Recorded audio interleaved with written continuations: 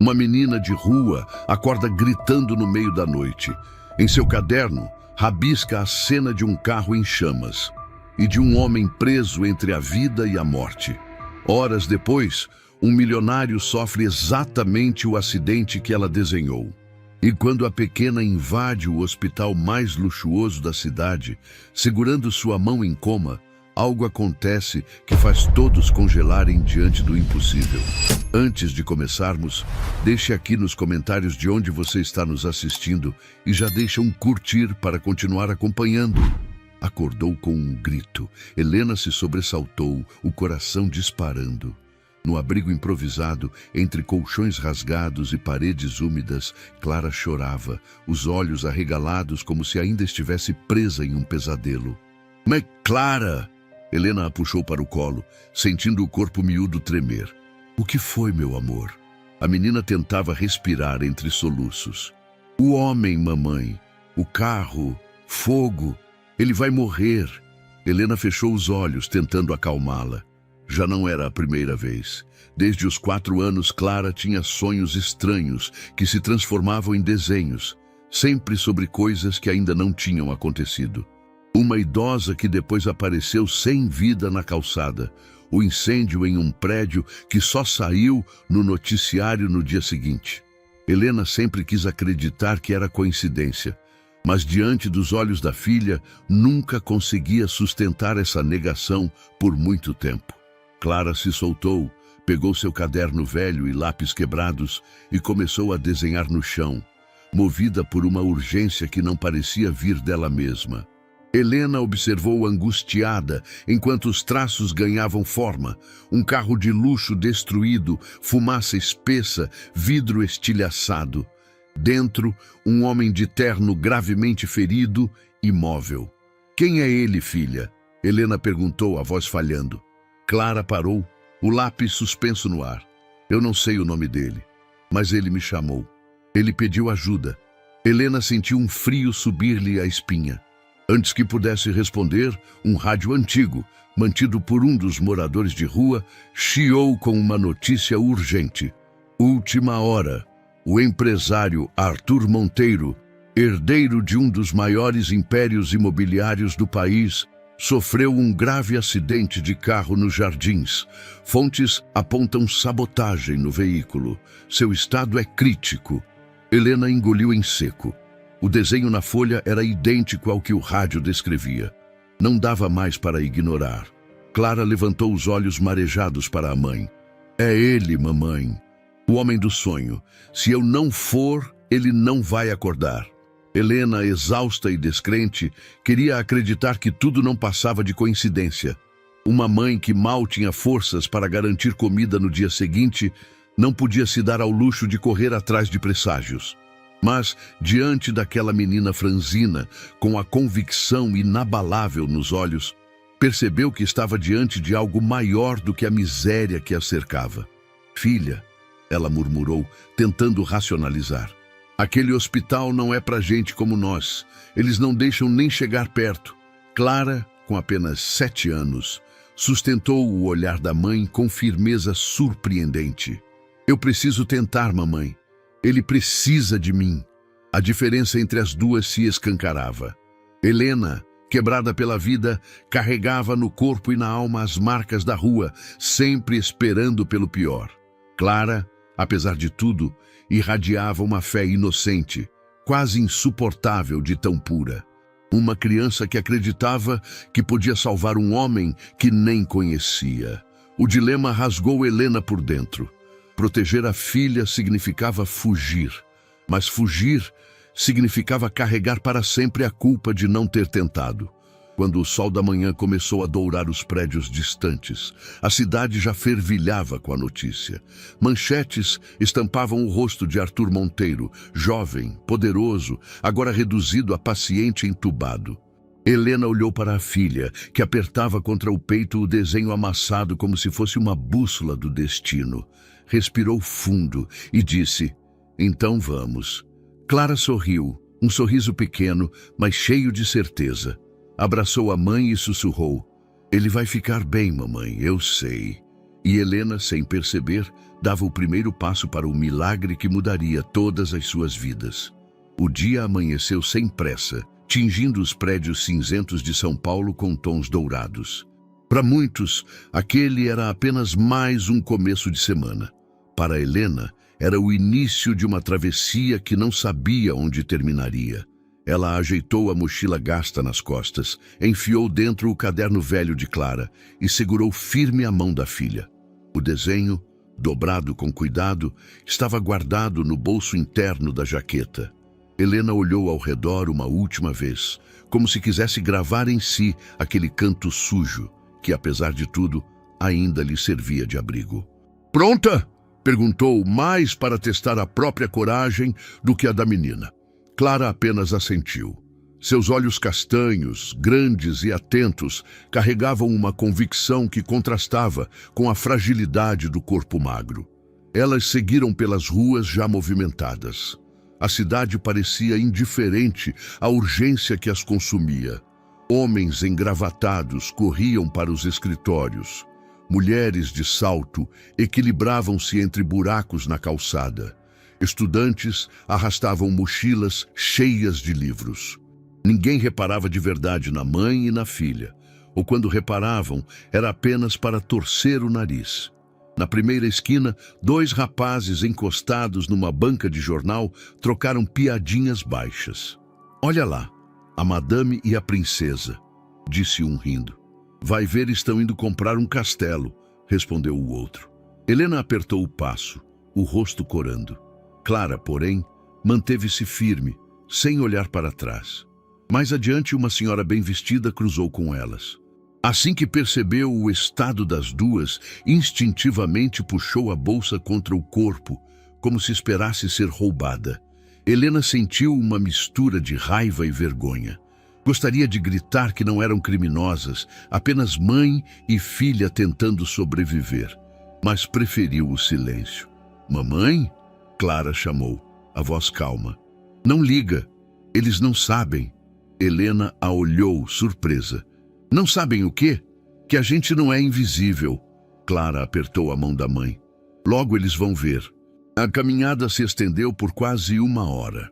O calor aumentava, o barulho dos carros parecia ensurdecedor.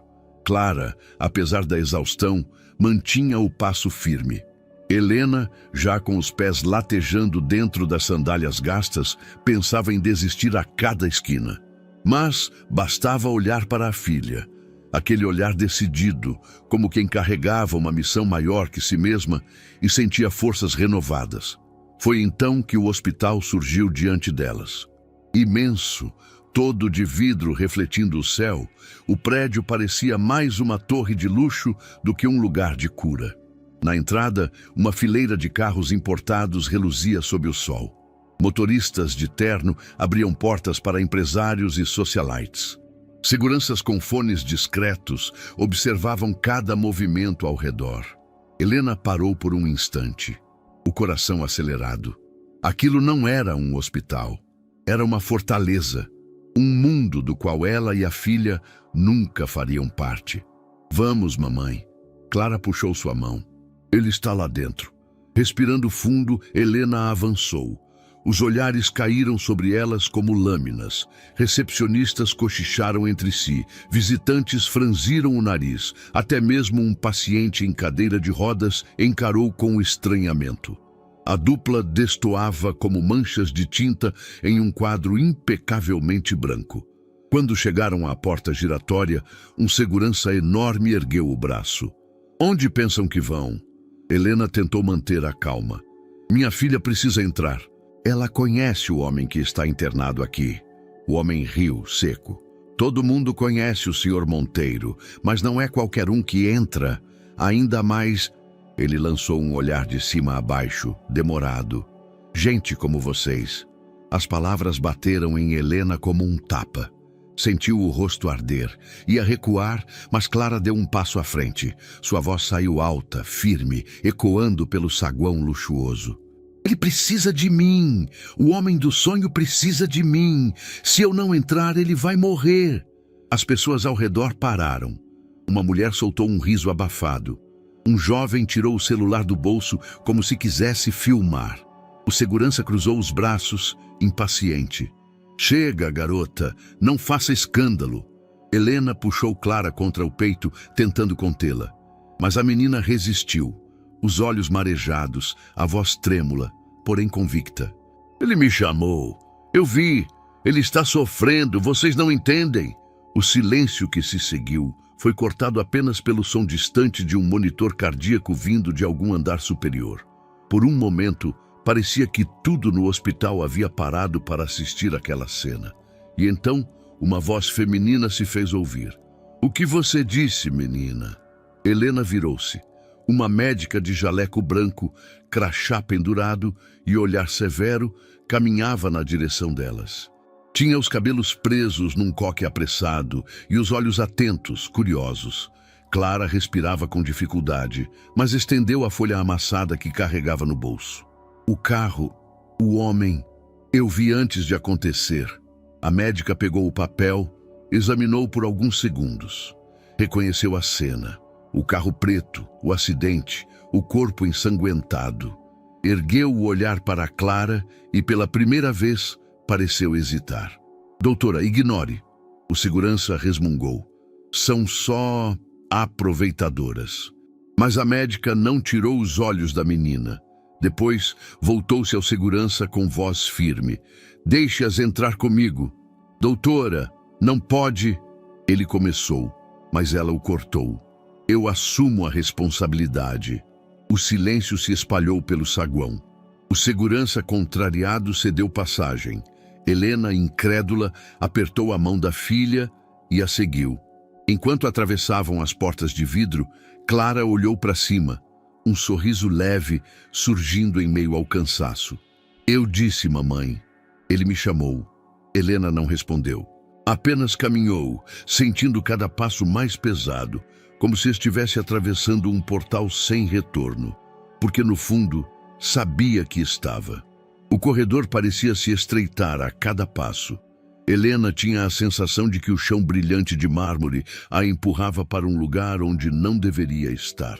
Cada lâmpada fluorescente no teto piscava com uma frieza quase opressora. A mão de Clara permanecia firme na dela, quente, pulsante, como se a criança fosse a única chama viva naquele espaço asséptico. Estamos chegando. A médica disse em tom baixo, sem olhar para trás. Helena não respondeu. O coração lhe batia tão alto que parecia que todos podiam ouvir. Eles pararam diante de uma porta dupla, ladeada por 2 enfermeiros atentos. O crachá da médica brilhou sob a luz ao ser erguido. Após um momento de hesitação, os homens cederam passagem. Helena entrou e o mundo parou. O quarto não se parecia em nada com os que conhecia dos postos de saúde. Era amplo, silencioso, quase luxuoso. Poltronas estofadas junto às paredes, cortinas brancas delicadamente abertas para deixar entrar a luz da manhã. E no centro, em uma cama equipada com tecnologia que Helena mal compreendia, jazia o homem que até então era apenas um desenho no papel. Arthur Monteiro. O magnata que ela só conhecia de manchetes estava ali, reduzido a um corpo imóvel, dependente de máquinas. O rosto marcado por arranhões e hematomas, tubos ligando-o ao respirador, o peito subindo e descendo em ritmo mecânico. Helena levou a mão à boca, engolindo em seco. Nunca imaginara que o peso de um destino pudesse caber em uma cama. Clara, no entanto, não vacilou. Os olhos da menina se iluminaram como se tivessem encontrado exatamente o que buscavam. É ele, mamãe. Sua voz era firme, quase reverente, o homem do sonho.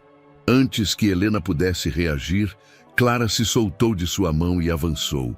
Passou pelos médicos presentes como se não os visse. Aproximou-se da cama, o corpo pequeno contrastando com os aparelhos que cercavam Arthur. Clara, espera! Helena tentou contê-la, mas a voz morreu na garganta. A menina estendeu a mão e pousou-a sobre a dele. O que aconteceu em seguida pareceu irreal. O monitor cardíaco, que até então exibia batimentos fracos e espaçados, disparou em ritmo acelerado. O som monótono ganhou intensidade, o gráfico desenhando picos vivos. Outro aparelho, que registrava a atividade cerebral, emitiu sinais que não apresentava havia dias. Linhas até então quase retas começaram a vibrar, ganhando força. "Meu Deus!" murmurou um enfermeiro. "Isso não é possível." Outro comentou, ajustando o visor. A médica que as trouxera deu um passo à frente, os olhos arregalados. Ele está reagindo." Em segundos, o quarto explodiu em movimento. Portas se abriram, mais médicos entraram, vozes se sobrepunham em ordens, questionamentos, exasperação. "Verifiquem a ventilação, aumentem os registros." Como isso é possível? Helena recuou para o canto do quarto, o coração acelerado. Queria correr até Clara, puxá-la dali, mas estava paralisada pelo que via. Era inegável. O corpo daquele homem, antes estável na beira da morte, reagia ao simples toque da filha. "Isso é manipulação!" bradou um dos médicos recém-chegados. "Algum tipo de fraude. Os dados estão claros?" Outro retrucou. "Ninguém pode simular essas respostas em tempo real." Clara manteve os olhos fechados, o rosto sereno, quase em transe. Sua mão apertava levemente a de Arthur, como se transmitisse algo invisível. "Ele está cansado, mas não acabou." Ela sussurrou tão baixo que apenas Helena ouviu. Aquela frase atravessou a mãe como uma flecha. Como a filha podia falar com tamanha certeza? Que tipo de fardo carregava dentro de si? O tumulto aumentava. Alguns médicos, fascinados, aproximavam-se para observar os gráficos. Outros, indignados, exigiam que Clara fosse retirada imediatamente. Foi então que Helena percebeu. Uma das enfermeiras, discreta, havia tirado o celular do bolso. Fingindo ajustar os lençóis da cama, mantinha a câmera direcionada para Clara e os monitores. "Ei!" Helena deu um passo à frente instintivamente. "O que está fazendo?" A enfermeira fingiu não ouvir, os dedos deslizando rápido pela tela. Gravava tudo. "Tirem essa criança daqui!" vociferou o médico mais velho. "Isso é um circo! Não toque nela!" A médica que abrira a porta ergueu a voz, firme. "Estão vendo o que está acontecendo? Esse quarto nunca registrou nada assim desde o acidente." Os dois lados se enfrentaram em meio a gritos e discussões. Milagre ou farsa? Cura inexplicável ou encenação oportunista? No centro da tempestade, Clara permanecia imóvel. Seus dedos pequenos ainda entrelaçados com os de Arthur, seus olhos fechados, o corpo frágil sustentando um peso invisível. Helena, entre o orgulho e o medo, compreendeu algo que lhe roubou o ar. A vida delas nunca mais voltaria a ser a mesma. O quarto, que até pouco antes era apenas silencioso, agora parecia um campo de batalha.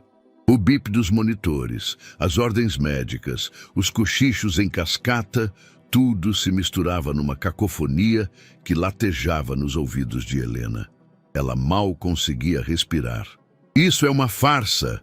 gritou um médico, a voz cortando o ar como uma navalha. "Vão transformar este hospital em circo se permitirem que essa criança continue aqui." "Farsa?" rebateu a médica que as havia trazido, erguendo o queixo.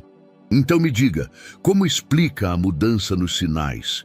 Como explica ondas cerebrais que não registrávamos há dias?" "Coincidência", respondeu outro, "ou manipulação deliberada." As vozes se atropelavam, subindo em volume. Alguns enfermeiros tentavam apaziguar. Outros apenas observavam, fascinados pela cena impossível que testemunhavam.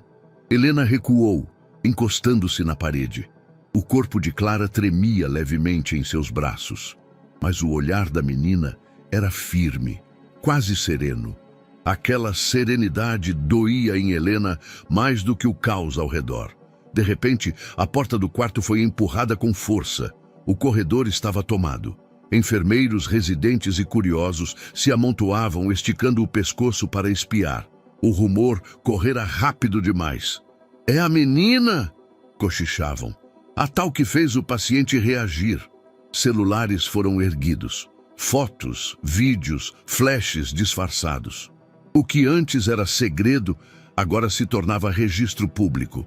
Helena tentou esconder o rosto da filha, mas já era tarde. A história havia escapado para o mundo. Do lado de fora, o saguão do hospital fervilhava. Repórteres se empurravam, microfones apontados para qualquer funcionário que passasse. Uma âncora de televisão falava com a câmera, a voz carregada de urgência. Testemunhas afirmam que uma menina desconhecida, aparentemente em situação de rua, provocou uma reação surpreendente nos sinais vitais de Arthur Monteiro, internado em coma desde a semana passada. O letreiro na tela de uma TV ligada na recepção confirmava: menina de rua teria feito milionário em coma reagir. Helena viu a frase de relance e sentiu o estômago revirar. Era oficial, já não eram Helena e Clara. Era um título, uma manchete, uma história para consumo imediato. No corredor, o tumulto não diminuía. Temos que registrar cada detalhe, dizia um residente apontando para os monitores. Registrar, outro zombou. Isso é delírio coletivo. Não podemos dar credibilidade a uma invasão dessas. A médica interveio com firmeza. Ninguém aqui invadiu nada. Eu autorizei a entrada e vou responder por isso. O silêncio caiu por um instante, mas logo cedeu lugar a uma enxurrada de críticas. Você pôs em risco a reputação do hospital. Isso vai cair na imprensa em minutos. Já está na imprensa, gritou um enfermeiro, mostrando a tela do celular com uma transmissão ao vivo. Helena fechou os olhos. Uma sensação de vertigem a dominava. Tinha vontade de agarrar a filha e correr, desaparecer nas ruas que conhecia tão bem. Mas mesmo que conseguisse atravessar as portas, sabia, já não havia volta. Clara, no entanto, parecia imune ao peso do momento. Apertava contra o peito o desenho amassado, como se fosse um escudo, e murmurou para a mãe: eles não entendem, mamãe, mas vão entender um dia. Helena a olhou, tomada por uma mistura de orgulho e medo. Como aquela criança podia carregar tanta convicção em meio ao caos? Do corredor, novas perguntas disparavam como dardos. Qual é o nome da menina? A mãe vai se pronunciar? Ela realmente vive nas ruas? Helena tremeu. Não havia como proteger Clara dessas vozes. Não havia como calar o mundo. A briga entre médicos se intensificou. Precisamos levá-la para exames, insistiu um dos mais exaltados. Se há algum fenômeno aqui, tem que ser estudado. Estudado? Rebateu a médica. Isso é uma criança, não um objeto de laboratório. Criança ou não, mexeu com os sinais vitais do paciente. Não podemos ignorar. As palavras pairaram no ar, pesadas. Clara virou o rosto para a mãe, como se pedisse proteção. Helena a apertou com mais força, sentindo lágrimas arderem nos olhos. Ali, diante de todos, compreendeu a verdade nua e crua. Sua filha já não era só sua, era do mundo, do julgamento das ruas, da curiosidade da imprensa, da ganância dos que viam oportunidade. O anonimato, que antes parecia prisão, agora lhe parecia o maior dos luxos. E ele havia acabado. No saguão, os gritos dos repórteres ecoavam, atravessando corredores e subindo andares. É verdade que ela tocou nele? O hospital confirma a melhora? Quem é essa menina? As vozes se misturavam ao bip contínuo dos monitores, às ordens médicas, aos cochichos de curiosos. Helena teve a sensação de que o próprio hospital respirava mais rápido, tomado pelo escândalo. Ela fechou os olhos, abraçou Clara contra o peito e pensou, com desespero silencioso: não há como voltar. Nunca mais seremos invisíveis. A cidade amanheceu dividida. As telas de televisões em padarias, ônibus e salas de espera mostravam a mesma imagem repetida. Uma menina magra, de roupas gastas, com os dedos entrelaçados na mão de um homem em coma. O vídeo, gravado às escondidas, já circulava em todas as redes sociais. Milagre ou farsa? Menina de rua faz milionário reagir em hospital. Nos programas de debate, o assunto dominava as mesas. Um apresentador, voz grave, disparava: o Brasil precisa abrir os olhos. Charlatanismo não pode ser confundido com ciência. A criança foi manipulada pela mãe, que se aproveitou da situação. Uma comentarista rebateu: mas os registros estão nos aparelhos. É impossível negar. Algo aconteceu naquele quarto. Algo psicológico, talvez. Sugestão coletiva, mas não milagre, insistiu o primeiro. Do outro lado da bancada, um pastor evangélico batia na mesa. Eu digo a vocês, Deus escolhe os pequenos para envergonhar os grandes. Essa menina é uma enviada, e quem duvida disso está duvidando da fé. As discussões inflamadas viraram combustível para milhões de espectadores, cada um escolhendo um lado. No hospital, a entrada se tornara palco de guerra simbólica. Fiéis ajoelhavam no chão de mármore, erguendo terços e bíblicas. Uma mulher chorava alto, clamando: Senhor, não deixe que persigam a criança da luz. Em contraste, manifestantes contrários gritavam com cartazes: chega de charlatanismo! Exploração infantil é crime. Os dois grupos se enfrentavam em palavras duras, empurrões, câmeras transmitindo tudo em tempo real. Dentro do quarto, Helena tentava manter um pouco de silêncio. Fechar as cortinas, mas o burburinho do lado de fora era impossível de ignorar. Clara permanecia sentada na cama, rabiscando no caderno com calma incomum. Novas informações sobre a menina. A TV ligada no corredor ecoava. Fontes afirmam que ela e a mãe vivem nas ruas. E agora, uma declaração do primo do herdeiro. Helena estremeceu. Na tela, Eduardo Monteiro aparecia diante das câmeras. O terno impecável, o tom calculado. Minha família sofre com a tragédia de Arthur, mas não aceitaremos que oportunistas explorem nossa dor. Essa mulher manipula uma criança inocente para se infiltrar em nossa vida e possivelmente em nossa fortuna. Os repórteres dispararam perguntas. O senhor confirma que acredita em fraude? Pretende tomar medidas judiciais? Eduardo sorriu de canto, gélido. Não tenham dúvida, não vamos permitir que isso continue. Helena desligou a televisão com força, sentindo as pernas fraquejarem. O silêncio que restou parecia mais pesado do que o barulho das acusações. Clara levantou os olhos do desenho. Mamãe, por que eles me chamam de mentirosa? Helena se ajoelhou diante dela, segurando-lhe o rosto com cuidado. Porque as pessoas têm medo, filha. E quando não entendem algo, preferem dizer que é mentira. Clara piscou lentamente, como se absorvesse cada palavra. Mas eu sei o que vi. Eu ouvi ele me chamar. Eu sei que sim. Helena a abraçou forte, tentando passar segurança, mesmo que por dentro estivesse em pedaços. Horas depois, uma enfermeira entrou às pressas. Dona Helena, a situação está ficando perigosa. Há gente pedindo para levarem sua filha a cultos coletivos. Outros querem que ela seja retirada imediatamente. A imprensa está enlouquecida. Helena sentiu o mundo girar. Fugir parecia a única saída sensata. Voltar ao anonimato das ruas, proteger Clara dos olhos famintos. Mas como fugir, se agora todos sabiam quem eram? E como abandonar se isso significaria dar razão aos que as chamavam de charlatãs? O dilema a corroía. Ela olhou para a filha, que agora cochilava exausta, o caderno ainda apertado contra o peito.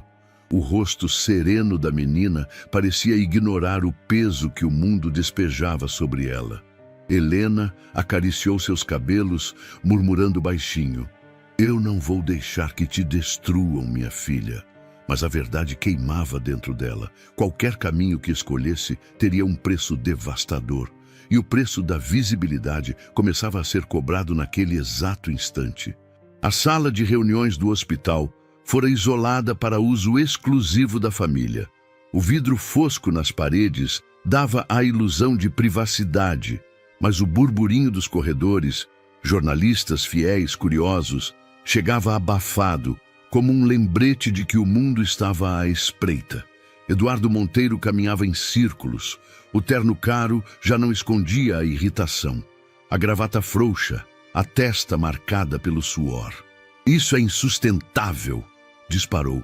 "A cada minuto que aquela mulher e a filha ficam aqui, mais manchetes nos destroem. Estão pintando a imagem da nossa família como vilã. E essa história ridícula de milagre só cresce." Lúcia, a tia mais velha, abanava-se nervosa com um lenço de seda. "Mas, Eduardo, não podemos simplesmente expulsá-las à força. Seria um escândalo ainda maior. Escândalo maior é permitir que uma menina de rua vire protagonista da recuperação de Arthur." Ele rebateu, batendo a mão contra a mesa. "Não percebem que isso nos ridiculariza?" Ricardo, o primo mais novo, falou baixo, mas sua voz se destacou na sala silenciosa. "Eu vi os relatórios. Os sinais dele realmente mudaram no momento em que a menina entrou no quarto. Isso não pode ser só coincidência." Eduardo lançou-lhe um olhar gelado. "Você é ingênuo. Médicos experientes sabem que aparelhos oscilam. E mesmo que fosse verdade, desde quando permitimos que uma desconhecida dite o destino dos Monteiro?" O ar ficou pesado. Ninguém ousava responder. Então, uma voz diferente se ergueu do fundo da sala. O doutor Álvaro, veterano de cabelos brancos, postura ereta e olhar cansado, observava em silêncio até então. "Vocês estão cegos. Essa não é a primeira vez que a família Monteiro tenta abafar o que não consegue explicar." Todos se viraram. "Do que está falando, Álvaro?" perguntou Lúcia, inquieta. Ele se inclinou sobre a mesa. "Da partida de Beatriz." O nome caiu como pedra em Lagoa Calma. O silêncio foi imediato. Até os respiradores distantes pareciam prender o fôlego. "Isso é assunto encerrado!" Eduardo reagiu, quase gritando. Álvaro balançou a cabeça, firme. "Encerrado? Talvez para a imprensa, mas não para a verdade. Beatriz morreu por negligência médica. Eu vi. Ela poderia ter sobrevivido, mas houve erros, atrasos, protocolos ignorados, e no fim, relatórios foram alterados." Lúcia levou a mão à boca, os olhos marejados. "Álvaro, pelo amor de Deus." Ricardo, confuso, perguntou. "Alterados? Está dizendo que a família a cobertou?" Álvaro encarou-o com pesar. "Sim. Houve pressão. Documentos desapareceram, testemunhas foram silenciadas. Tudo para proteger o nome Monteiro." Eduardo bateu a mão na mesa com força, inclinando-se para a frente. "E isso é uma calúnia nojenta? Por que trazer isso agora?" "Porque fantasmas não ficam enterrados, Eduardo." A voz de Álvaro soava como aço. "E essa menina, essa Clara, é o estopim. A verdade encontra caminhos para emergir. Vocês podem tentar calá-la, expulsá-la, mas a sombra de Beatriz já voltou." O silêncio que se seguiu foi quase sufocante. Lúcia enxugou os olhos discretamente. Ricardo parecia abalado, como se o chão tivesse se partido sob seus pés. Outros familiares desviavam o olhar, incapazes de encarar a acusação. Eduardo, no entanto, mantinha-se rígido, o rosto contraído em raiva. "Você está velho, Álvaro. E está vendo fantasmas onde não existem. Não vou permitir que sua memória falha manche o nome da minha família." Álvaro apoiou as duas mãos na mesa, inclinando-se para ele. "O problema, Eduardo, é que não é a minha memória. São os fatos. E eles voltam cedo ou tarde." Enquanto isso, no andar de cima, Helena observava Clara desenhar em silêncio. O lápis corria rápido pelo papel, traçando formas que a mãe não compreendia. Uma figura feminina de cabelos longos, um quarto de hospital, um olhar triste pairando sobre alguém deitado. "Quem é essa, filha?" Helena perguntou com cautela. Clara respondeu sem levantar os olhos. "Uma mulher. Ela fica perto dele. Não fala nada, só observa."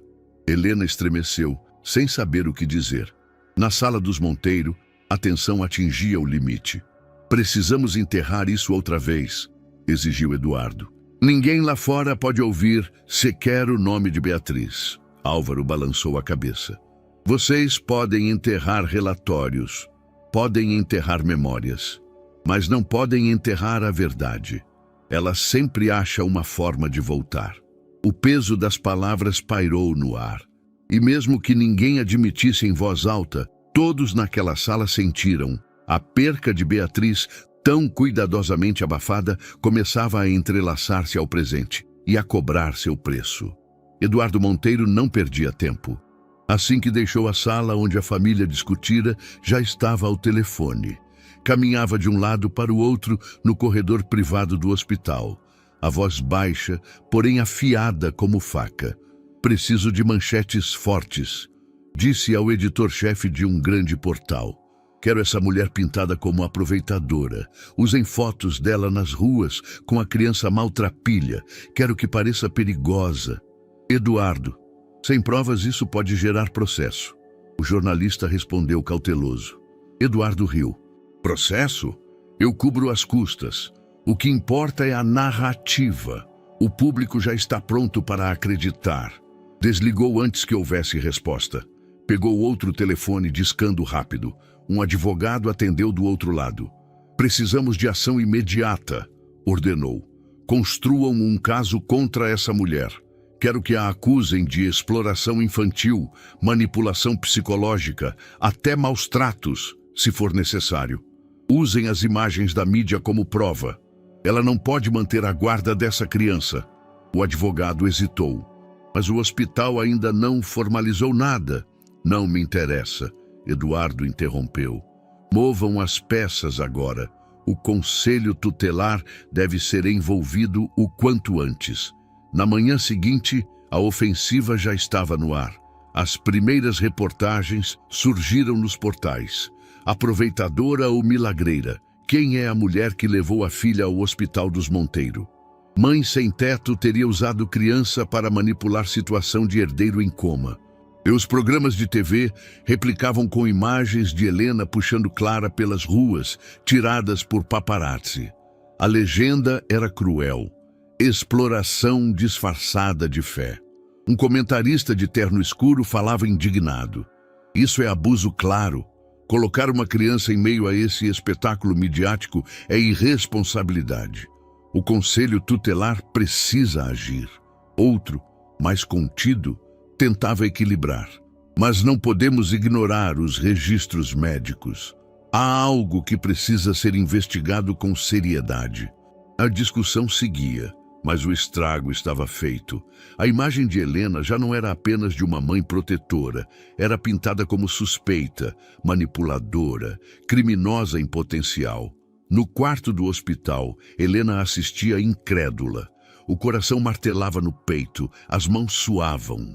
Apertava Clara contra si como se pudesse protegê-la até das telas. Mamãe, por que eles falam assim de você?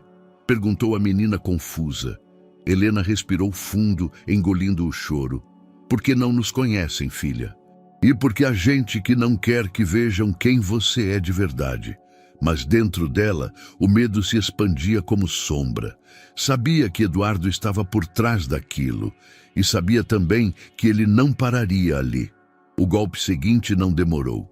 Uma funcionária do hospital entrou, segurando um envelope. Dona Helena, disse, evitando seus olhos. O conselho tutelar notificou. A senhora precisa comparecer hoje para prestar esclarecimentos. Helena sentiu o chão desaparecer. O coração disparou. As pernas fraquejaram.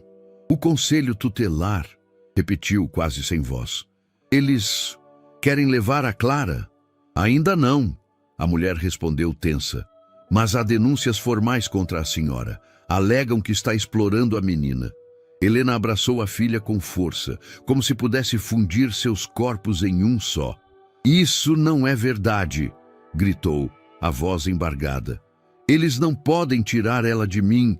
Clara, assustada, ergueu o rosto. Mamãe, o que está acontecendo? Helena respirou fundo, tentando conter as lágrimas. Forçou um sorriso trêmulo. Nada vai nos separar, meu amor. Nada. Mas no fundo, a dúvida era devastadora. Eduardo tinha dinheiro, advogados, influência. Ela tinha apenas Clara e a própria fé. Do outro lado da cidade, Eduardo observava as manchetes na tela do celular. Seu rosto era impassível, mas os olhos brilhavam com satisfação. Em breve, murmurou para si mesmo, essa menina vai estar longe da mãe. E então, nada poderá atrapalhar. Ele se recostou na poltrona, confiante. Para ele, era apenas uma questão de tempo até que o sistema fizesse o que ele queria, arrancar Clara dos braços de Helena. E enquanto Eduardo movia suas peças com frieza, Helena se preparava para enfrentar o que mais temia, a possibilidade de perder a filha. O peso era insuportável. O simples pensamento já a despedaçava. A cada passo que Clara dava em direção ao quarto de Arthur, o hospital parecia parar. Enfermeiros interrompiam a checagem de prontuários, médicos trocavam olhares tensos, pacientes se inclinavam nas portas. O ar se enchia de murmúrios. Ela vai entrar de novo, vai tocar nele. Helena sentia cada olhar como peso nas costas. Para todos, Clara era espetáculo. Para ela, era apenas sua filha e estava se consumindo. Clara caminhava devagar, o corpo franzino oscilando, como se o chão estivesse pesado demais. O caderno gasto ainda a acompanhava, abraçado ao peito como se fosse parte dela. Quando alcançava o leito, a cena se repetia. A pequena mão se estendia até a de Arthur e os monitores reagiam de imediato. Os gráficos subiam, os traçados cardíacos se estabilizavam. A equipe médica prendia o fôlego. Um misto de fascínio e incredulidade preenchia o ar. Mas, enquanto os números melhoravam, Clara murchava. O suor escorria, os lábios empalideciam, os olhos se fechavam parcialmente. Era como se algo vital fosse sugado de dentro dela. Helena segurava a respiração, sempre esperando o momento em que a filha não aguentaria mais. Na terceira visita, o colapso veio. Clara soltou a mão de Arthur e, sem conseguir dar um passo, desabou. O corpo mole caiu contra o piso frio. Clara! Helena se lançou, a voz embargada de pavor. Os enfermeiros correram, mediram pressão, baixíssima, temperatura irregular, glicemia despencando. A menina abriu os olhos apenas por um instante, murmurando com voz quase inaudível: "Mamãe, ele precisa de mim", e apagou. Helena chorou agarrada à filha, enquanto os médicos a socorriam. A reunião médica naquela tarde parecia tribunal. "Não podemos mais permitir isso", gritou a doutora Márcia, batendo a mão na mesa. "Essa menina está entrando em colapso físico. Se continuar, teremos outra tragédia em nossas mãos. Tragédia maior será perder o paciente quando temos um fator que claramente gera melhora", retrucou o Dr. Farias, os olhos faiscando. "Vocês viram os números. Melhoras passageiras", insistiu Márcia. "Não há evolução clínica real, apenas picos momentâneos, e a custo da saúde de uma criança." Outro médico interveio. "Mas e se essa ligação for justamente o que precisamos para que Arthur desperte? Proibir pode ser condená-lo." O debate cresceu, vozes se sobrepunham, a sala se dividia. Ciência contra ética, prudência contra esperança. E Helena, de fora, ouvia sem ser chamada, como se não fosse a mãe, como se Clara pertencesse mais ao hospital do que a ela. Naquela noite, Helena ficou ao lado da filha. Clara tremia em febre, a respiração irregular, os olhos se mexendo sob as pálpebras fechadas. "Não posso deixá-lo. Ele está sozinho. Me chama", murmurava entre gemidos. Helena a abraçava, lágrimas molhando o cabelo da menina. Lembrava-se de quando Clara tinha apenas 4 anos, desenhando o primeiro sonho. Um cachorro perdido que, no dia seguinte, apareceu exatamente como no papel. Na época, parecia apenas curiosidade infantil. Agora era maldição. Numa madrugada, Clara acordou de sobressalto, o corpo encharcado de suor. Agarrou o braço da mãe com força surpreendente. Mamãe, eu preciso ir. Ele está preso no escuro chamando por mim. Helena chorou, desesperada. Você está doente, filha. Se continuar, vai se machucar mais. Clara enxugou as próprias lágrimas, a voz fraca, mas firme. Eu aguento. Ele precisa de mim. Helena sentiu o coração rachar. Não era apenas fé, era convicção absoluta, impossível de dobrar. No dia seguinte, contra todas as forças da mãe, Clara voltou ao quarto. Tocou novamente a mão de Arthur e os aparelhos reagiram. Médicos anotaram, enfermeiros suspiraram. E Helena, encostada na parede, deixou que as lágrimas corressem. Cada pico nos monitores era um pedaço da filha que se perdia. O dom que todos chamavam de milagre estava lentamente matando Clara. E Helena, impotente, só podia ouvir ecoar a sentença que a filha repetia com a mesma doçura obstinada. Ele precisa de mim. O quarto de Arthur estava mergulhado em silêncio. O bip contínuo dos monitores era a única trilha sonora, um compasso frio que acompanhava o drama invisível. Helena observava Clara caminhar em direção à cama, os passos lentos, a respiração curta, o corpo pequeno balançando como se fosse sustentado apenas pela força da própria convicção. Filha, Helena tentou intervir, a voz embargada de súplica. Você não precisa mais fazer isso. Clara ergueu os olhos e naquele olhar infantil havia uma seriedade que não cabia numa criança de 7 anos. Ele precisa de mim, mamãe. A mão miúda alcançou a de Arthur. Imediatamente, os monitores dispararam. O coração do empresário, antes irregular, ganhou firmeza. As ondas cerebrais se intensificaram. Enfermeiros prenderam a respiração, médicos se aproximaram das telas, como se assistissem a um milagre em tempo real. Mas Clara não resistiu ao impacto. O corpo tremeu, os olhos se reviraram e antes que Helena pudesse correr até ela, a menina desabou. Clara! O grito de Helena atravessou o quarto como lâmina. Ela correu, ajoelhando-se ao lado da filha. O corpo estava mole, frio, inerte.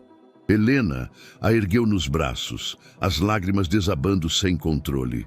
Acorda, meu amor, por favor, acorda.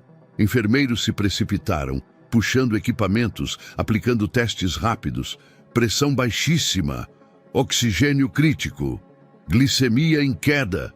Era exaustão extrema, quase colapso total. E enquanto Clara era socorrida, os sinais de Arthur se mantinham estáveis, mais fortes do que nunca. O quarto se transformou em campo de batalha. Isso não pode continuar, bradou a doutora Márcia, o rosto vermelho de indignação. Estamos matando essa criança a cada visita. E vamos ignorar os sinais de Arthur? Rebateu o doutor Farias, exaltado. Pela primeira vez há melhora consistente. Não podemos fechar os olhos para isso. Melhoras à custa de uma menina. Márcia gritou de volta. Isso não é ciência, é sacrifício infantil. Outro médico, mais frio, cruzou os braços. Vocês não percebem o que está diante de nós. Se essa ligação for confirmada, estamos diante de algo que transcende a medicina. Pode redefinir ciência, espiritualidade, até política. As palavras caíram como veneno. Helena, ainda ajoelhada com Clara nos braços, não queria ouvir nada daquilo. Para ela, não havia ciência ou política. Havia apenas sua filha, inconsciente, sendo drenada diante de seus olhos. Nos corredores, o rumor se espalhava como fogo. Enfermeiros cochichavam entre si. Uns diziam que Clara era uma enviada divina, outros que era vítima de exploração. Pacientes se inclinavam nas portas, tentando espiar. Na recepção, jornalistas já transmitiam flashes. A criança que faz milionário reagir. Milagre ou abuso? O enigma de Clara Duarte. Fiéis começaram a se reunir do lado de fora, alguns com velas, outros com cartazes proclamando Clara como escolhida de Deus. Mas, ao mesmo tempo, colunistas de TV a chamavam de menina explorada por uma mãe oportunista. O hospital inteiro se dividia em facções. A ciência, fascinada, mas conflitada pela ética. A espiritualidade, que via um milagre em carne e osso. O interesse financeiro, já calculando influência, poder e prestígio. E no meio disso tudo, uma mãe e uma criança em ruína. Horas depois, Clara despertou. O quarto improvisado estava em penumbra, e Helena não desgrudava dela nem por um segundo. Ah, filha, graças a Deus! Helena agarrou-lhe a mão, soluçando. Não faça mais isso, por favor, você quase me matou de susto. Clara piscou devagar, a voz frágil, quase um sussurro. Mamãe, eu vi luz, ele estava quase lá, mas ainda precisa de mim. Helena fechou os olhos, o coração se despedaçando em silêncio. Salvar Arthur parecia significar perder Clara. Naquela noite, o hospital não dormiu. Médicos continuavam em reuniões tensas, gestores falavam em riscos de imagem e patrocinadores, religiosos rezavam em voz alta pelos corredores. Jornalistas transmitiam cada rumor como furo exclusivo. E no centro de tudo, duas figuras frágeis resistiam. Uma menina que doava tudo de si, e uma mãe que já não sabia como protegê-la. Entre a vida e a morte, a fronteira parecia cada vez mais tênue, e o preço cada vez mais cruel. O hospital já não era apenas um hospital. Tornara-se palco, ringue, altar e tribunal, tudo ao mesmo tempo. E o estopim fora um vídeo de 37 segundos, tremido, cheio de ruídos, mas capaz de incendiar o país inteiro. A enfermeira que o gravara não imaginou o que aconteceria. Postou em um grupo privado, quase como desabafo. Vocês não vão acreditar no que vi hoje. Em minutos, alguém repassou para um primo, depois para um influenciador. E quando Helena percebeu, a cena de sua filha segurando a mão de Arthur já estava estampada em milhões de telas. O registro mostrava Clara aproximando-se, frágil, quase cambaleante.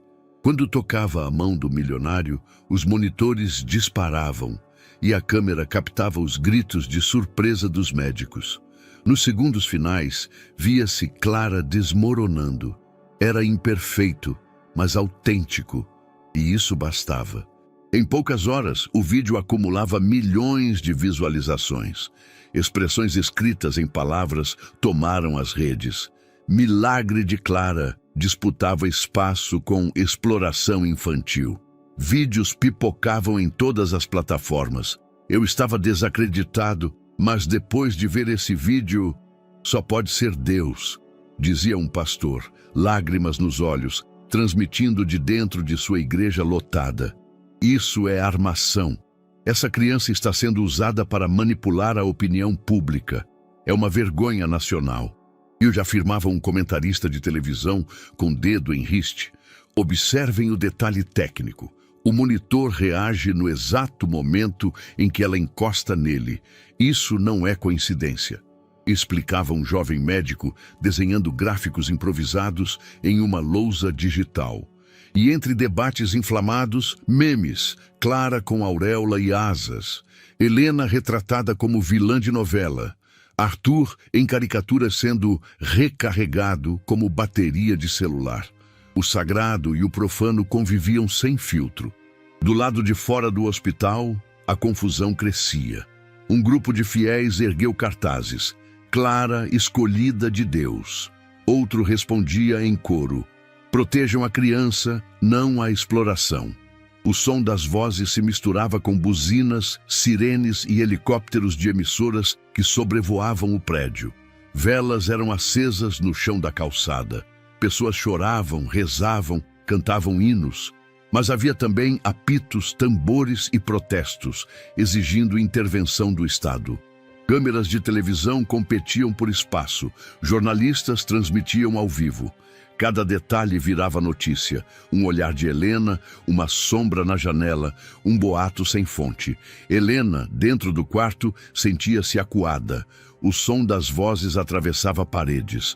Mesmo com cortinas fechadas, conseguia ver o reflexo das luzes piscando lá fora. Na TV ligada em baixo volume, apresentadores falavam seu nome com desprezo.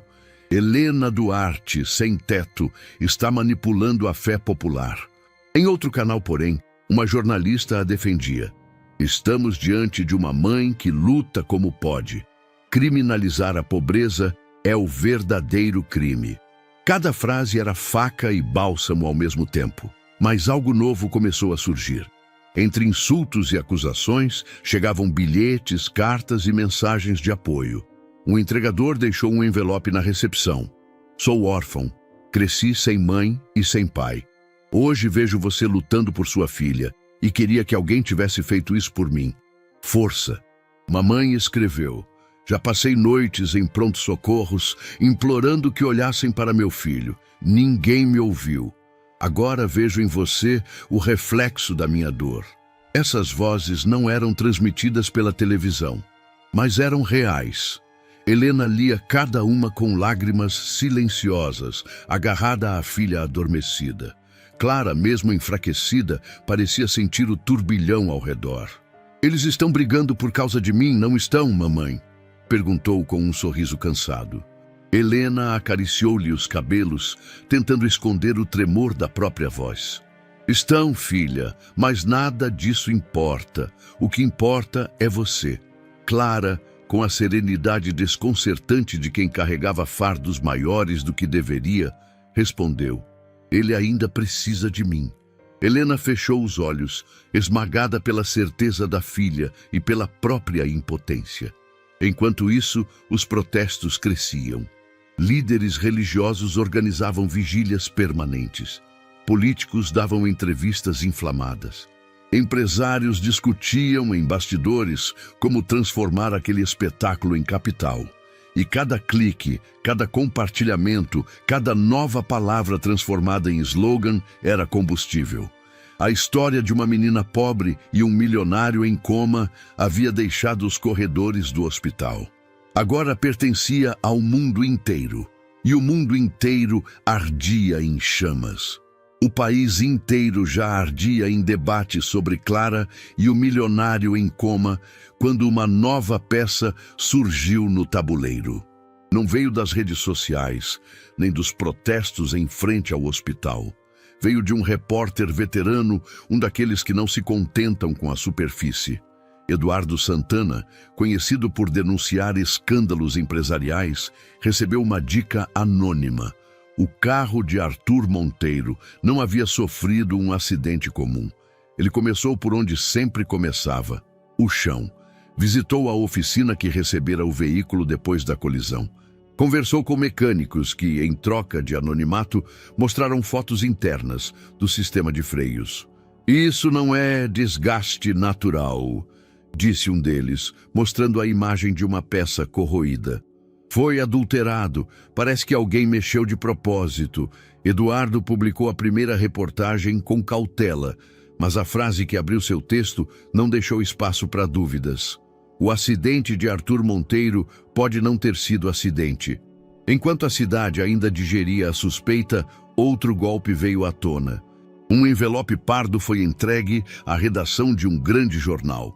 Dentro, dezenas de páginas envelhecidas, laudos médicos, relatórios internos, anotações com carimbos oficiais. Todos se referiam a um caso arquivado há mais de 10 anos, a partida de Beatriz Monteiro. Oficialmente, a jovem morrera por complicações durante uma cirurgia de emergência, mas os papéis contavam outra história.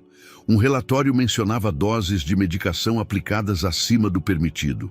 Outro registrava que um dos aparelhos essenciais falhou e foi ignorado. Havia até anotações sobre reuniões entre médicos e advogados, discutindo como amenizar o impacto público, e entre as páginas, assinaturas de membros da família Monteiro. Era a prova de que não apenas houve negligência, como também encobrimento. A notícia caiu como bomba. Telejornais interromperam a programação para exibir os documentos em primeira mão. Jornalistas liam trechos em voz alta. Paciente apresentava sinais claros de instabilidade cardíaca. Conduta recomendada seria encaminhar à UTI. Decisão tomada. Permanecer em observação comum. Reunião extraordinária com a família Monteiro. Solicitação. Abafar informações que possam manchar a imagem do hospital. De repente, a história de Clara e Arthur ganhou um contorno ainda mais sombrio. Havia fantasmas no passado dos Monteiro e eles voltavam para cobrar. Dentro do hospital, o caos se multiplicava. O patriarca da família, já idoso e debilitado, foi visto gritando com advogados: "Enterrem isso! Vocês me prometeram que estava sem jeito e enterrado." Primos e tios se acusavam mutuamente. Uns diziam que nunca souberam, outros que apenas seguiram ordens. A atmosfera era de tribunal improvisado, cada um tentando se salvar. Helena acompanhava tudo pela televisão do quarto. Clara dormia ao seu lado, o rosto febril, e Helena lia cada nova manchete com um aperto no peito. Ela se perguntava: como confiar em pessoas que mentiram sobre a perca de uma filha, de uma irmã? Quando Clara acordou, fez uma pergunta simples: "Mamãe, por que eles esconderam que ela morreu assim?" Helena não conseguiu responder. Olhou para a filha e sentiu a contradição rasgar sua alma. Como explicar que o poder compra silêncio, que a verdade pode ser enterrada com papéis e assinaturas? Do lado de fora, a multidão reagia com fúria. Protestos se intensificaram. Uns pediam justiça por Beatriz, outros gritavam pelo fim do hospital de luxo. Velas eram acesas não só para Clara, mas também para a memória da jovem esquecida. Nas redes, novas palavras surgiram: justiça para Beatriz, sabotagem contra Arthur, família Monteiro corrupta. A história já não era apenas sobre fé ou exploração. Era sobre crime, percas e encobrimento. Para Helena, a revelação tinha um peso pessoal. Até então, lutava apenas pela filha. Mas agora percebia que estava envolvida em algo muito maior. Clara, de alguma forma, parecia ligada a esses segredos, como se seu dom tivesse aberto portas que jamais deveriam ser tocadas. E Helena, cansada, sabia que não havia como voltar atrás. O passado da família Monteiro finalmente viera à tona. E o futuro delas estava preso dentro desse vendaval. O quarto de Arthur Monteiro estava mergulhado na penumbra silenciosa, iluminado apenas pelo piscar compassado dos monitores. Por semanas, aquele espaço parecera suspenso no tempo, onde nada mudava, onde cada segundo se arrastava igual ao anterior. Mas naquela manhã, algo diferente aconteceu. Primeiro foi um tremor sutil nos dedos. Helena, acostumada a vigiar cada mínimo detalhe, percebeu antes de qualquer enfermeiro. O corpo imóvel moveu-se de leve, quase imperceptível. "Doutor", ela chamou em voz baixa, sem coragem de acreditar no que via. Logo depois, as pálpebras estremeceram. Um esforço lento, arrastado, como se duas pedras estivessem sendo erguidas. E então, por um instante, os olhos de Arthur se abriram. Não havia clareza neles. Estavam turvos, perdidos, como quem desperta de um pesadelo sem reconhecer a realidade. A boca se mexeu, emitindo um som rouco, incompreensível. Helena levou a mão à boca, o coração acelerado. Ele acordou. Meu Deus, ele acordou. Mas o momento durou segundos. Os olhos se fecharam novamente, o corpo relaxou. O quarto explodiu em atividade. Enfermeiros correram para anotar sinais, médicos discutiam em voz alta, máquinas foram checadas e recalibradas. "É resposta neurológica", comemorou um deles. "Pode ser apenas reflexo", rebateu outro mais cético. "Reflexo não emite palavras", retrucou o primeiro. Cada um via na cena aquilo que mais desejava acreditar, avanço ou ilusão. Clara, sentada num canto, observava em silêncio. Seu rosto pálido parecia ainda mais sombrio diante do frenesi médico. Ela não compartilhava da euforia. "Ele não está pronto", murmurou, quase inaudível. Helena se virou ainda emocionada. "Como não? Você viu, Clara? Ele abriu os olhos. Ele falou." A menina balançou a cabeça com aquela firmeza desconcertante que parecia não combinar com seus 7 anos. "Ele está perdido lá dentro. Não sabe onde está. Precisa de mim outra vez." As palavras da filha soaram como sentença. Na madrugada seguinte, Helena acordou com um sobressalto. Clara, febril, murmurava no sono: "Ele me chama." Não consegue sair. Está preso no escuro. Helena a abraçou com força, como se pudesse protegê-la apenas com o calor dos braços. Não, meu amor, você já fez demais. Não pode se machucar outra vez. Mas Clara abriu os olhos, brilhando apesar da fraqueza. Se eu não for, ele se perde para sempre. Os dias seguintes foram de expectativa crescente. A notícia de que Arthur havia aberto os olhos, mesmo por segundos, espalhou-se pelo hospital. Jornalistas cercavam as entradas, curiosos acampavam nas calçadas. Dentro do quarto, a atmosfera era de tensão quase insuportável. Arthur murmurava sons desconexos de tempos em tempos, nomes fragmentados, palavras soltas, sílabas que ninguém conseguia decifrar. Cada vez que isso acontecia, a equipe médica se agitava. Ele está lutando para voltar, dizia um. Ainda é cedo, advertia outro. No meio da discussão, Helena se sentia dividida entre a esperança que subia como fogo e o medo que a corroía por dentro. Clara, por sua vez, estava cada vez mais convicta. Ele precisa de mim agora, repetia, olhando para a mãe. Helena tentava resistir. Você não entende, filha. Isso pode te matar. E se eu não for, ele morre. O silêncio após essa frase era esmagador. Helena via nos olhos da menina não apenas inocência, mas a estranha sabedoria que a acompanhava desde os 4 anos, quando seus primeiros sonhos começaram a se tornar realidade. No dia marcado para a próxima visita, o hospital inteiro parecia prender a respiração. Médicos cercavam o quarto, enfermeiros cochichavam nos corredores, jornalistas aguardavam qualquer palavra oficial. Helena, com o coração despedaçado, segurava a mão da filha junto à porta. Por favor, Clara, eu imploro, não faça isso. Mas a menina ergueu o rosto, determinada apesar do corpo frágil. Mamãe, ele precisa de mim. E deu o passo em direção ao leito, pronta para repetir o gesto que já havia se tornado parte de seu destino. Helena a acompanhava com lágrimas silenciosas, consciente de que talvez estivesse prestes a testemunhar não apenas o despertar de Arthur, mas também o sacrifício mais cruel de sua filha. A madrugada no hospital parecia mais pesada do que qualquer outra. O ar, impregnado de desinfetante e silêncio, vibrava como se algo invisível pairasse sobre todos. No quarto, Helena percebeu antes de qualquer alarme, a respiração de Clara estava mais curta. O corpo suava em excesso e o rosto ardia como brasa.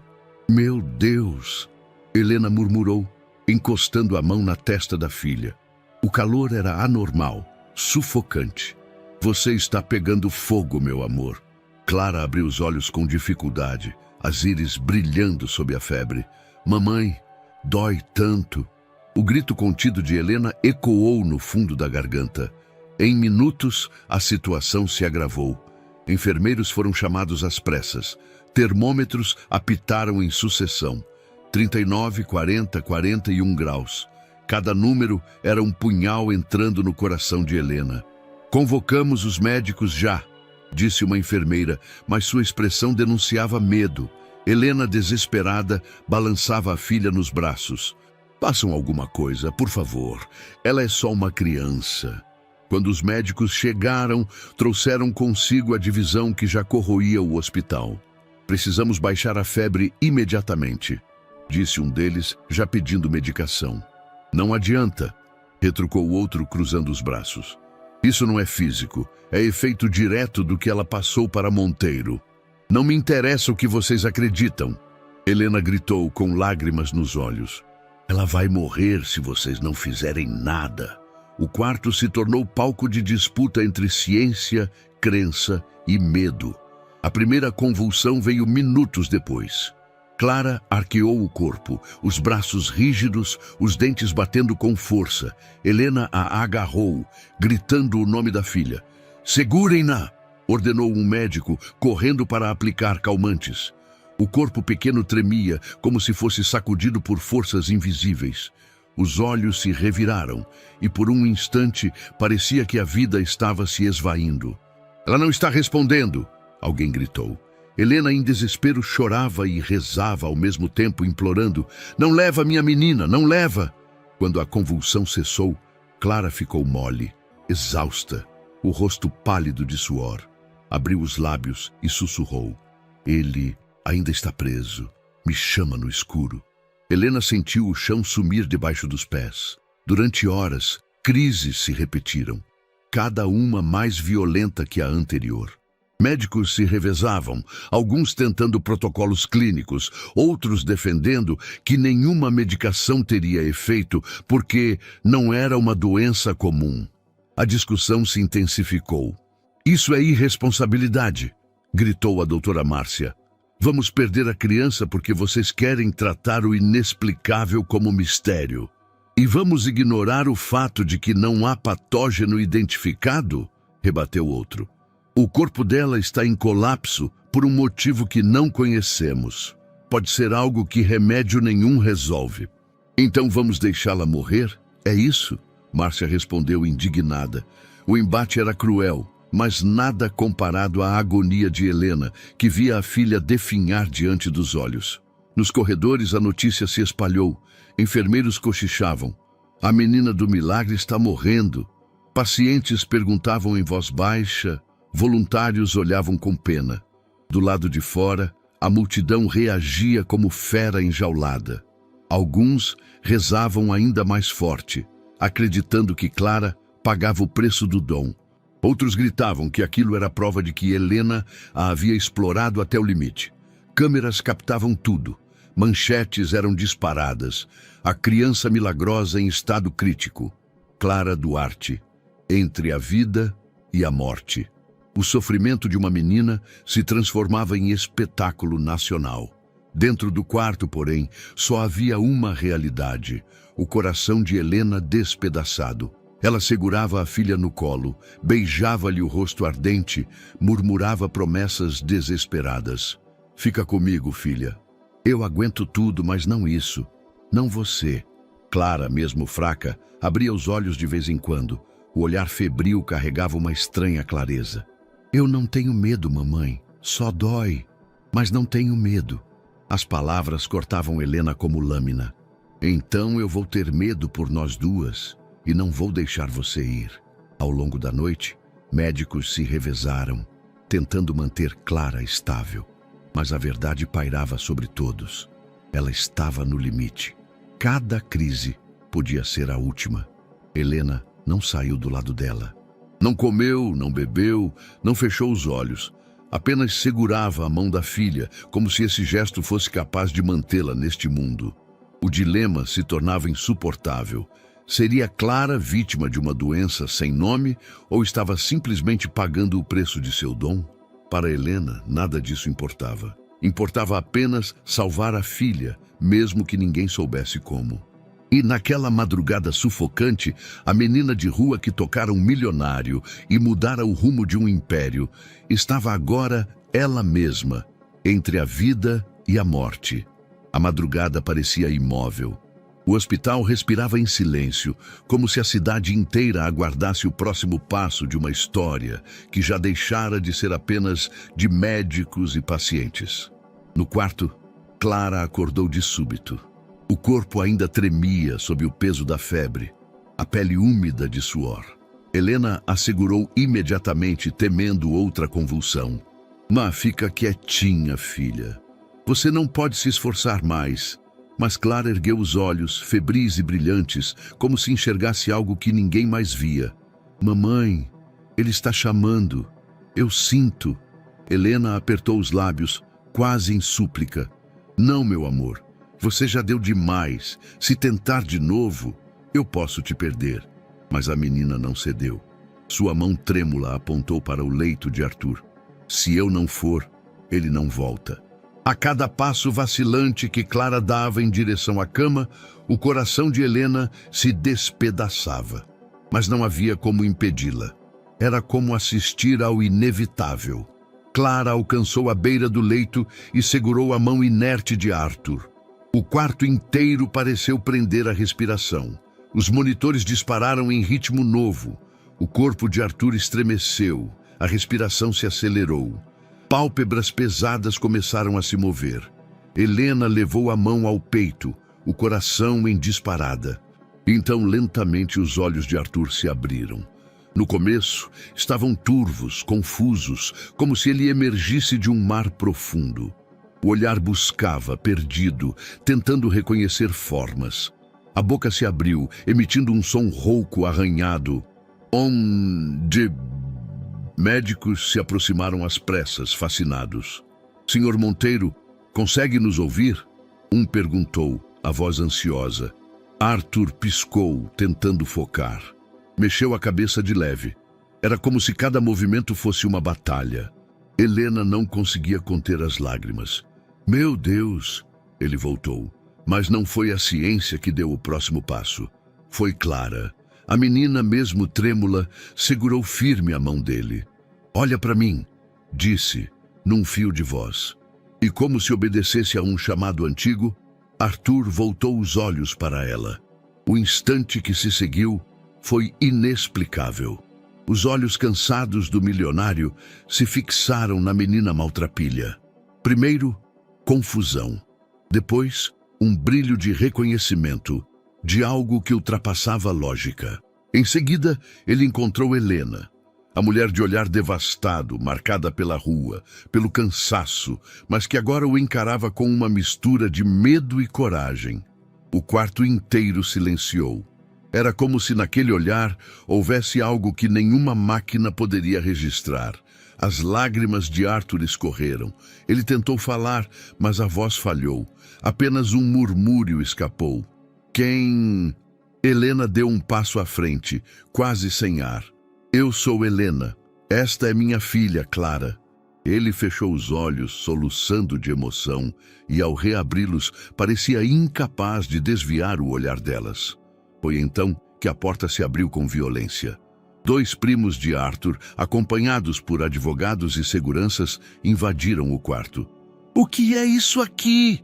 gritou um deles, a voz carregada de indignação. "Essa mulher está manipulando o Arthur! Tirem-nas daqui agora!" Helena recuou instintivamente, protegendo Clara com o corpo. "Nós não estamos fazendo nada!" exclamou, a voz trêmula, mas firme. "Só estávamos aqui quando ele acordou." "Mentira!" vociferou o outro primo. "Essa criança é usada como instrumento. Isso é chantagem, é farsa." Um dos advogados levantou documentos. "Já entramos com medidas para afastá-las imediatamente. O senhor Monteiro está vulnerável e incapaz de consentir. Não vamos permitir essa manipulação emocional." Arthur, ainda frágil, respirava com dificuldade. Lutou contra os tubos, contra a exaustão, e conseguiu erguer a mão. Seus olhos marejados procuraram Clara e Helena. "Não, deixem. Elas..." murmurou em esforço quase sobre-humano. O silêncio caiu como bomba. Médicos se entreolharam, inseguros. Segurança hesitou. A ordem da família era clara: retirar Helena e Clara. Mas o homem que acabava de despertar implorava, com o pouco de força que possuía, que elas ficassem.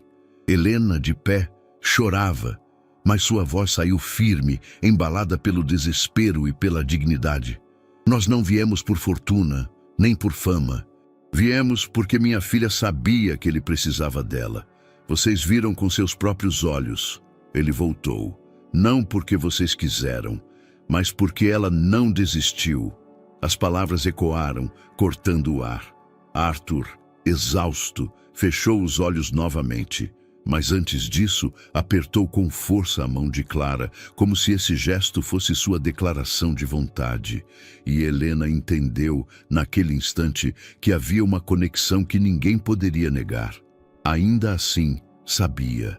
A luta estava apenas começando. Porque enquanto Arthur renascia, a família Monteiro se armava para arrancá-las de sua vida, custasse o que custasse.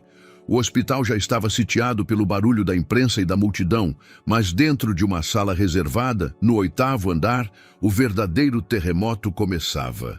A sala era fria, de paredes claras com uma mesa de mogno que refletia a luz branca dos refletores embutidos. As cadeiras estavam alinhadas como se fossem um tribunal improvisado. Ali se reuniam os Monteiro, tios, primos, advogados.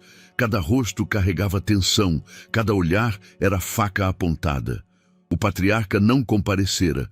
Sua ausência era um silêncio ensurdecedor. Arthur Monteiro entrou empurrado em uma cadeira de rodas.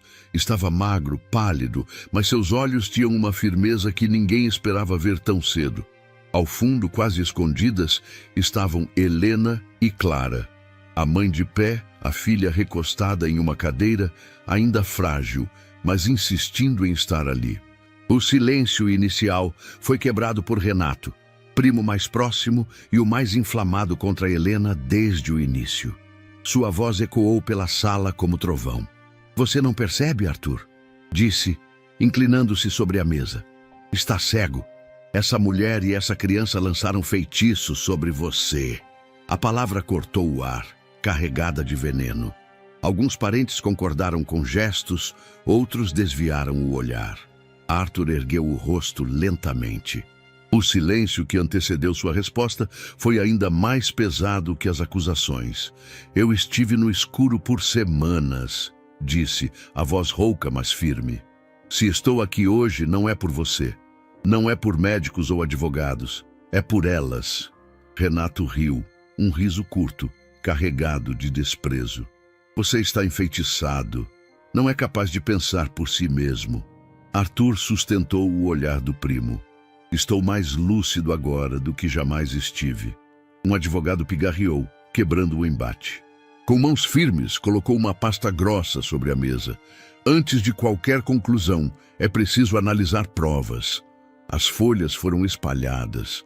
Fotografias em alta resolução mostravam peças do carro de Arthur, freios adulterados, parafusos substituídos, marcas de desgaste incompatíveis com a quilometragem.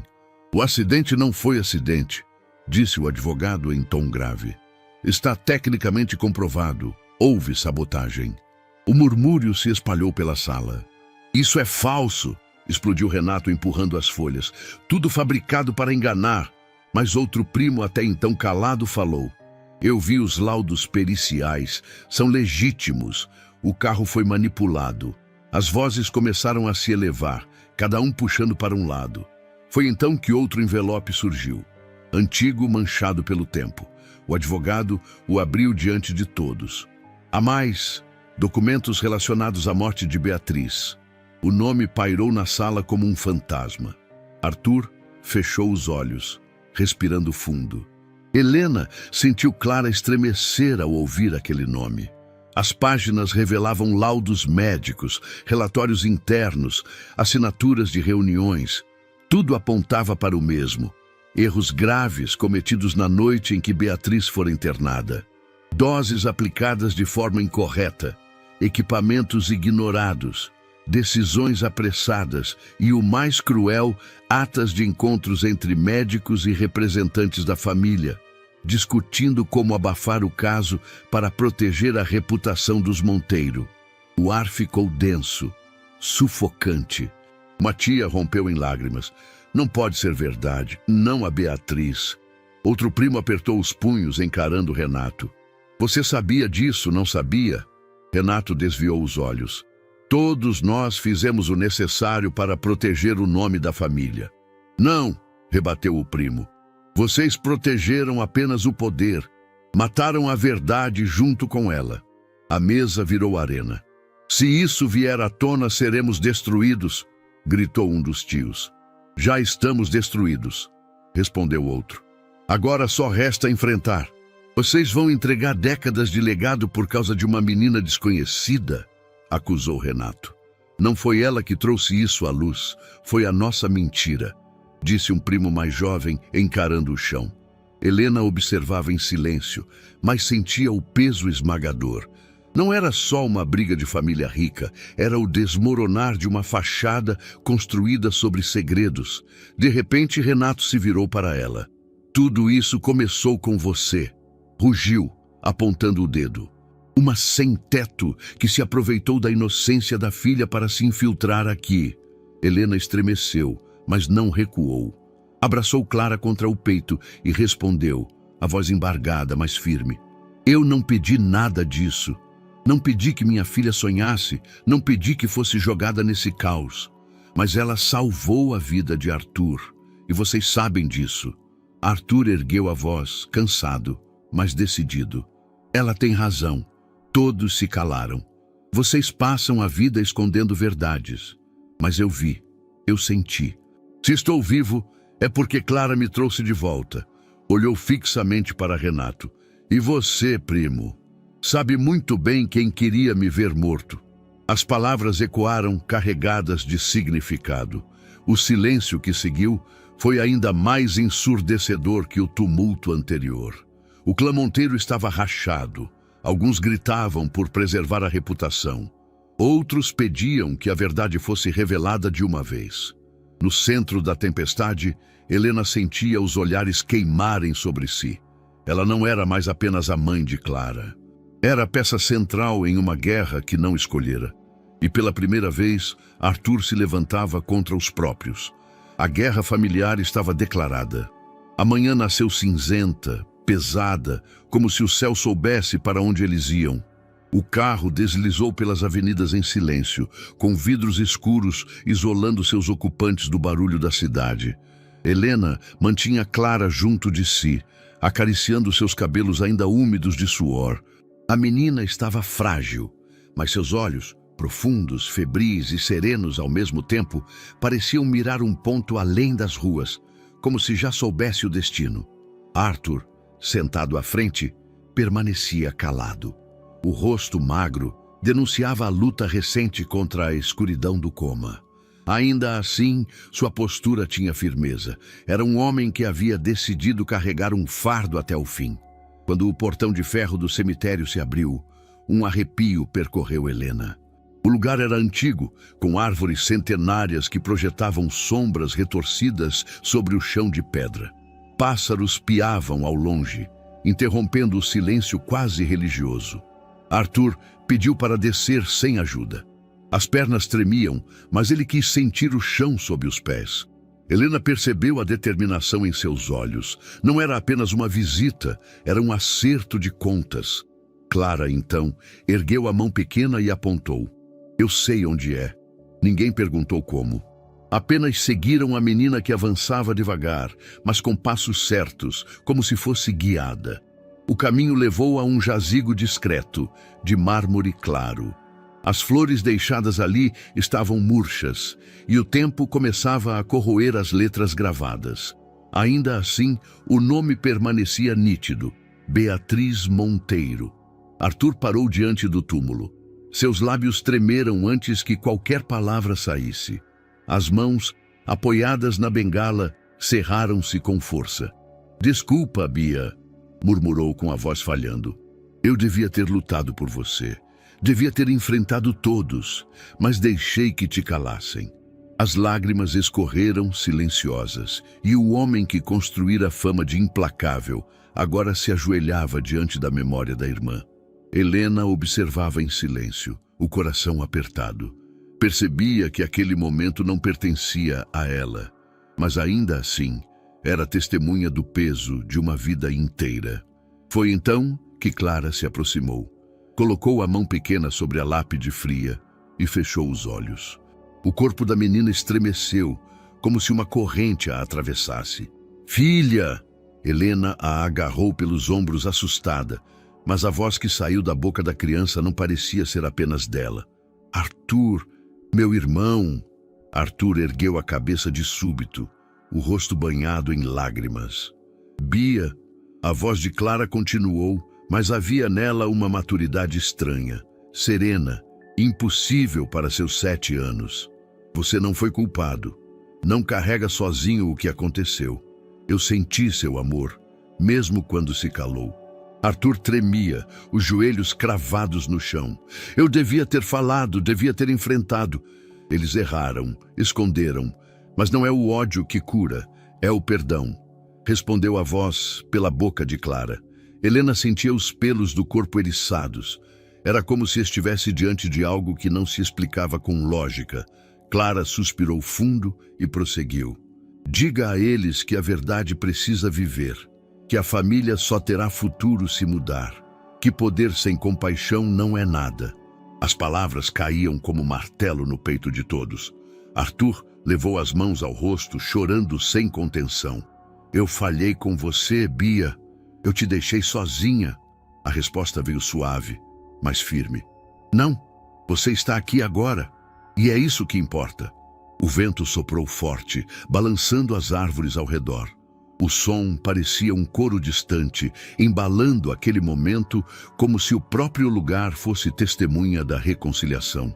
Helena chorava, segurando Clara, que ainda permanecia em transe, mas serena. A menina, ainda com os olhos fechados, colocou a mão sobre o peito de Arthur. Viva, Arthur, viva por mim, viva por todos que não tiveram voz.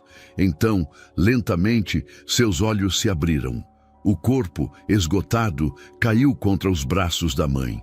Helena a amparou, chorando, mas percebeu que, apesar do desgaste, havia paz no semblante da filha. Arthur ficou ajoelhado por longos minutos, soluçando diante da lápide. Não era mais o empresário frio, nem o herdeiro do império. Era apenas um irmão, finalmente liberto de um peso que o perseguira durante décadas. Quando se ergueu, com dificuldade, olhou para Helena e Clara com um misto de gratidão e reverência. Não precisava de palavras. O gesto, o olhar, o silêncio, tudo dizia mais que qualquer discurso. Na saída do cemitério ninguém falava, mas algo havia mudado. O ar parecia mais leve, como se parte da escuridão tivesse ficado ali, junto da pedra fria marcada com o nome de Beatriz. E dentro de cada um, a certeza de que aquele dia não seria esquecido. O hospital parecia respirar de forma diferente naquela manhã. Não era só o movimento de médicos e enfermeiros, nem o barulho distante das câmeras e repórteres aglomerados nos portões. Era algo mais pesado, um ar denso, carregado, como se todos já soubessem que algo estava prestes a acontecer. Na televisão presa à parede, um apresentador falava com expressão grave. Novas informações colocam em dúvida o chamado Milagre Monteiro. Há quem diga que o herdeiro ainda debilitado esteja sendo influenciado por pessoas de fora. Especialistas alertam. Em momentos de fragilidade, qualquer sugestão pode parecer verdade.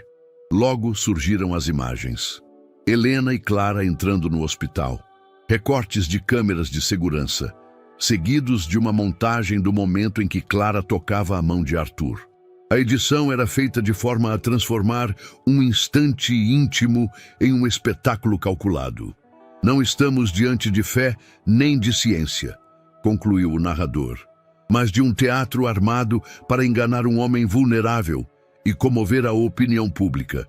Helena assistiu sentada ao lado da filha, os olhos fixos na tela, o corpo rígido. A cada frase, sentia como se estivesse sendo apunhalada. Eles estão dizendo que somos uma farsa. Clara, ainda frágil, ergueu o rosto. Mas eu só quis ajudar, mamãe. Helena não conseguiu responder. Abraçou a filha contra o peito, tentando protegê-la não do mundo físico, mas das palavras venenosas que agora a perseguiam. Nos corredores, os cochichos se multiplicavam. Enfermeiros trocavam olhares discretos, pacientes sussurravam entre si. Dizem que foi tudo planejado. Mas eu vi os aparelhos reagirem. Com tanto dinheiro envolvido, quem sabe? O peso do julgamento silencioso sufocava Helena. Onde quer que passasse, sentia os olhares. Alguns de compaixão, outros de desprezo. À tarde, as bancas de jornal exibiam manchetes escandalosas. A menina do milagre era só encenação. Herdeiro milionário enganado por mãe e filha. As fotos mostravam Clara abatida, com legendas cruéis que sugeriam manipulação. Helena segurou um exemplar com as mãos trêmulas. Cada palavra impressa parecia um ataque direto ao coração. À noite, o ataque mudou de tom. Não era mais apenas difamação, eram avisos. Primeiro, comentários anônimos em sites. Essa criança não devia estar no hospital. É tudo encenação para arrancar fortuna. Depois, papéis surgiram debaixo da porta do quarto. Um deles dizia: tirem a menina daqui antes que seja tarde. E-mails anônimos foram enviados a médicos e jornalistas. Se Clara continuar aparecendo, vai pagar caro. Helena leu com o coração disparado. A respiração falhou. Os joelhos quase cederam. Eles estão ameaçando a minha filha. Clara, confusa, olhou para ela. Querem me machucar, mamãe? Helena a envolveu num abraço desesperado. Nunca vou deixar. Pouco depois, Arthur entrou no quarto. Encontrou Helena em prantos e Clara agarrada a ela. Helena mostrou o bilhete com as mãos tremendo. Arthur o tomou, leu rapidamente e o amassou com força. Seus olhos brilharam de fúria. Já chega! A voz dele ainda era rouca, mas havia nela um peso que ninguém ousaria contestar. Virou-se para os advogados reunidos à porta. Vocês sabem de onde vem isso? Ninguém respondeu, mas todos sabiam. O estilo da campanha, o dinheiro envolvido, a covardia das ameaças, tudo apontava para Renato. Na manhã seguinte, Arthur convocou sua equipe de confiança. A sala de reuniões improvisada no hospital estava carregada. Eles querem me pintar como um homem frágil. Começou apoiando-se na mesa. Querem transformar Clara em mentira e Helena em oportunista. Se ficarmos calados, vencem. Um dos advogados tentou argumentar. O senhor ainda está em recuperação. Talvez não seja prudente se expor.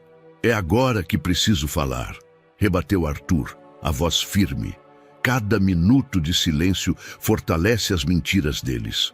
Helena, presente, ouviu em silêncio. Não queria que a filha fosse mais exposta, mas sabia que Arthur tinha razão. A guerra não se travava apenas nos tribunais. Era uma guerra de narrativas. Naquela noite, sozinho em seu quarto, Arthur ficou diante da janela, observando as luzes da cidade. Pensou em Beatriz, no silêncio imposto à memória dela. Pensou em Helena, lutando contra todos para proteger a filha. Pensou em Clara, que havia lhe dado uma segunda chance de viver. Encostou a mão no vidro e murmurou: não vão encostar em vocês. Nem em você, Helena. Nem em você, Clara. E ali tomou a decisão que mudaria o rumo de tudo. O auditório do hospital fora transformado em palco improvisado. Microfones alinhados em fila, câmeras de todas as emissoras disputando ângulos, repórteres espremidos uns contra os outros, como se esperassem presenciar um julgamento histórico. Do lado de fora, uma multidão se aglomerava. Cartazes se erguiam com frases confusas e contraditórias. Alguns chamando Clara de milagre, outros acusando Helena de farsa. O ar estava carregado de tensão, dividido entre fé e ceticismo, ódio e esperança. Nos bastidores, Helena apertava as mãos suadas. O coração batia tão forte que parecia ecoar no peito. Clara, sentada em uma cadeira alta, balançava as pernas miúdas. Estava pálida, mas os olhos brilhavam com a calma de quem sabia mais do que mostrava. Mamãe, vai dar certo, disse ela, com a doçura de quem acreditava no impossível. Helena engoliu em seco, tentando sorrir. Tomara, filha, tomara. Arthur apareceu apoiado em 2 assessores. O corpo ainda denunciava a recente fraqueza, mas o olhar estava firme. Não havia hesitação, apenas a convicção de que cada palavra dita naquela noite mudaria o destino não só dele, mas de todos à sua volta. Ele parou diante delas. Helena, Clara, disse, a voz grave, porém suave. Hoje não vou falar só por mim. Vou falar por nós. Helena não conseguiu responder. Apenas assentiu, com os olhos marejados. Quando Arthur entrou no auditório, um silêncio imediato tomou conta. O herdeiro do Império Monteiro, até então retratado como um homem frágil ou manipulado, estava ali diante das câmeras. Ele se posicionou no púlpito, respirou fundo, apoiou as mãos sobre a madeira e começou. Boa noite. As vozes que antes ecoavam cessaram. Cada microfone foi estendido, cada câmera se aproximou. Nos últimos meses, vocês me viram entre a vida e a morte. Estive em silêncio, preso a um corpo que não respondia. Muitos acreditaram que era o fim, mas não foi. A pausa foi calculada, deixando as palavras penetrarem no público. Se estou aqui hoje, não foi apenas pela medicina. Foi por duas pessoas que a vida colocou no meu caminho, Helena Duarte e sua filha Clara. O burburinho começou, mas Arthur levantou a mão, pedindo silêncio. Muito se falou. Disseram que fui enganado, manipulado, que uma criança foi usada como espetáculo. Não. A voz ganhou força. A verdade é simples. Essa menina me deu a vida de volta. Helena, nos bastidores, apertou o rosto entre as mãos, sentindo o coração desmoronar. Clara, em silêncio, apenas sorria, como se confirmasse cada palavra. Arthur prosseguiu. Eu estava em coma profundo, escuro, silêncio. Mas em meio a esse vazio, havia uma luz. Clara. Ela segurou minha mão quando todos achavam que eu não voltaria. E eu voltei. Ele engoliu em seco, a voz embargada. Não porque ela quisesse fama, não porque sua mãe buscasse fortuna, mas porque elas não desistiram de mim. O auditório explodiu em flashes. Jornalistas anotavam freneticamente. Então Arthur mudou o tom. Há outra verdade que precisa ser dita. O acidente que quase tirou minha vida não foi acaso. Foi sabotagem. Um murmúrio percorreu o auditório como um raio. As câmeras se aproximaram ainda mais.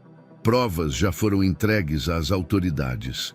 Pessoas próximas, movidas pela ganância, tentaram me eliminar para tomar o que não lhes pertencia, mas falharam.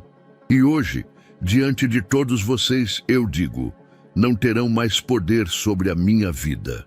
Do fundo da sala, Renato, o primo, levantou-se de súbito, a voz atravessando o barulho. Mentira! Isso é armação! Ele está sendo enfeitiçado por essa mulher. Os flashes se voltaram para ele. Jornalistas correram para registrar a cena. Arthur o encarou, sem desviar. Não, Renato, disse, firme. O tempo das mentiras acabou. E, sem hesitar, fez sinal a um advogado que segurava um envelope volumoso. Aqui estão as provas. Documentos, laudos, registros. Vocês verão com seus próprios olhos. O advogado abriu a pasta diante das câmeras, exibindo cópias autenticadas. Os jornalistas avançaram como predadores em busca de carne fresca. Renato empalideceu, recuando sob os olhares ávidos. Sua imagem, antes sustentada pelo discurso agressivo, agora se despedaçava em público. Arthur então respirou fundo e anunciou. Mas não basta expor a verdade, é preciso construir um futuro diferente. A voz se suavizou.